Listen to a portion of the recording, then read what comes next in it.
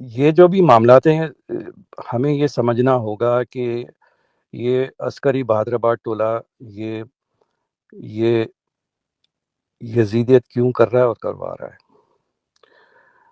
اس کی وجہ یہ ہے کہ ان کو جو نوشتہ دیوار ہے وہ سامنے نظر آ رہا ہے، وہ پڑھ سکتے ہیں.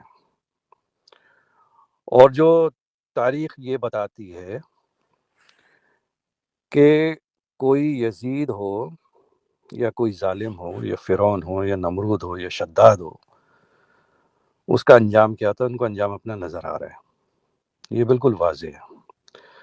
جہاں تک آپ ساتھیوں نے اس ایف آئی آر کی بات کی ہے، عاطف بھائی نے تفصیل سے بتایا بھی.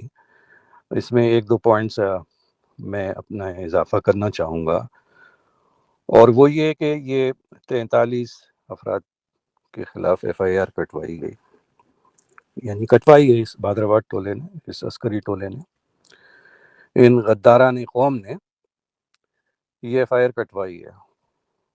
اچھا، یہ ایف آئی آر کے anti terrorist court A T C کی عدالت میں یہ جمع کرائی گئی ہے. اب یہ جو وقوعہ ہے، جو بھی ٹائم لکھا گیا ہے، وہ ایف آئی آر کو آپ اگر ہم پڑھتے ہیں یا سمجھتے ہیں تو یہ خود ایک، جس کو کہتے ہیں نا کہ یزیدیت پہ مبنی، ظلم پہ مبنی، یہ خود ایف آئی آر خود دہشت پھیلا رہی ہے. 1.5 گھنٹے میں یہ کس طریقے سے ہو سکتا ہے کہ 43 افراد کے آپ نام بھی معلوم کر لیں، ان کے ایڈریسز بھی معلوم کر لیں. چلیں ایک لمحے کے لیے یہ سمجھ لیں کہ تھانہ فورٹ میں یہ 43 افراد رہائشی ہیں، تب بھی عقل تسلیم نہیں کرتی.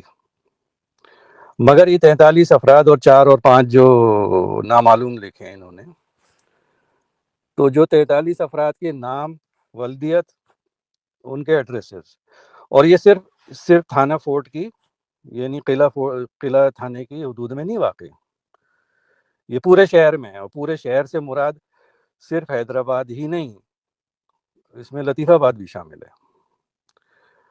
تو یہ ناممکنات میں سے ظاہر ہے کہ لسٹ پرووائڈ کی گئی نا، ان غداران قوم نے لسٹ پرووائڈ کی کہ یہ ہے نام اور ان کی ایف آئی آر کاٹو.